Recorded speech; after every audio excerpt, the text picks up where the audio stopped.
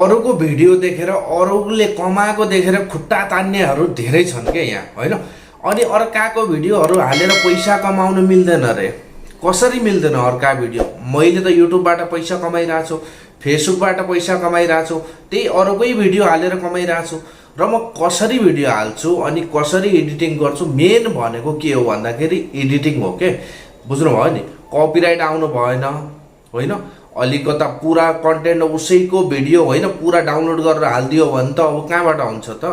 त्यसलाई एडिटिङ पनि गर्नु पर्यो। जस्तो अब 10 मिनटको भिडियो तपाईँले डाउनलोड गर्नुभयो भने होइन, त्यसलाई चाहिँ एडिटिङ गरेर त्यो भिडियोलाई ट्याग पारेर 5 मिनट 4 मिनटसम्मको राख्नु पर्यो क्या। अनि वो बल्ल हुन्छ त होइन। हामीहरू कसरी कमाइरहेछौँ त होइन? फेसबुकबाट नि कमाइरहेछौँ, युट्युबबाट नि कमाइरहेछौँ होइन। त्यही अर्कै भिडियो हालेर दुइटै मोनिटाइज छ होइन। च्यानल पनि युट्युब च्यानल पनि मोनिटाइज छ र फेसबुक पनि मोनिटाइज छ। र म तपाईँहरूलाई आज म युट्युब च्यानल, मेरो युट्युब च्यानलमा कतिवटा भ्युज आउँछ होइन, मैले कसरी अरूको भिडियो हालेर मोनिटाइज गरेँ भने यसबारेमा म तपाईँहरूलाई देखाउँछु होइन।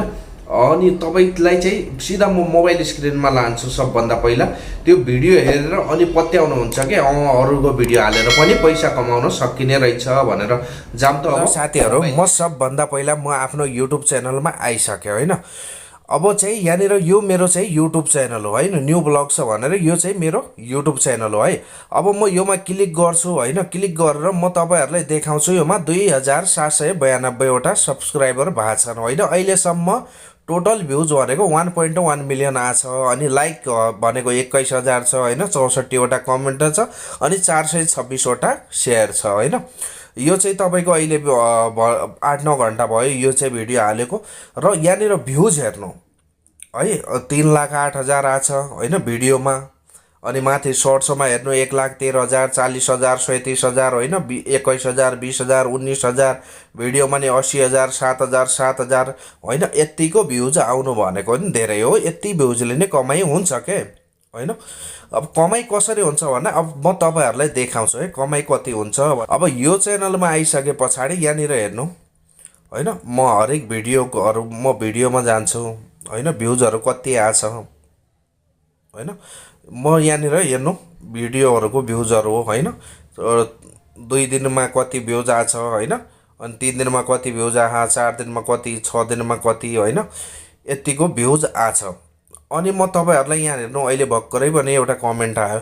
अनि तपाईँलाई एनालिस्टिकमा गएर म देखाउँछु। मैले यहाँ 13,800 भ्युज भनेको 48 घन्टाभित्र 13,800 भ्युजहरू आछ होइन अहिलेसम्म। अब मैले टोटल यो च्यानलबाट अस्ति भर्खरै मोनिटाइज भएको र मैले कति कमाएँ त योबाट है। म यहाँ 90 दिनमा गएको छु होइन। कुन भिडियोले टोटल $21.91 योबाट मैले कमाइसकेको छु र कुन भिडियोबाट कति पैसा कमाएको छु त होइन। जुन यो फर्स्ट भिडियो छ योबाट चाहिँ $13 अनि 59 पैसा कमाएको छु होइन। अनि योबाट 64 पैसा, 37 पैसा होइन, 34 पैसा, 31 पैसा, 29 पैसा, 27 पैसा होइन।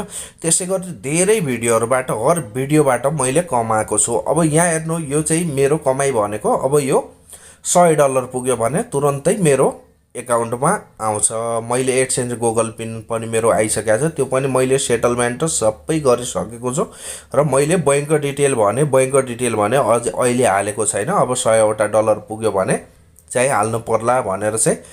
अब यो भिडियोहरू अब भ्युज भन्ने हो भन्दाखेरि 28 दिनमा होइन 3.9 लाख 28 दिनको मात्रै भनिरहेको छु। 28 दिनमा 4.5 लाख भनौँ न, समथिङ 4 लाख। वाच टाइम भनेको 28 दिनमा 5,000 वाच टाइम आछ। मेरो 28 दिनमा सब्सक्राइबर कति बढ्यो त? 914वटा सब्सक्राइबर बढ्यो। 28 दिनमा डलर कति भएको छ त? $16.43 अहिलेसम्म 28 दिनमा मेरो भएको छ।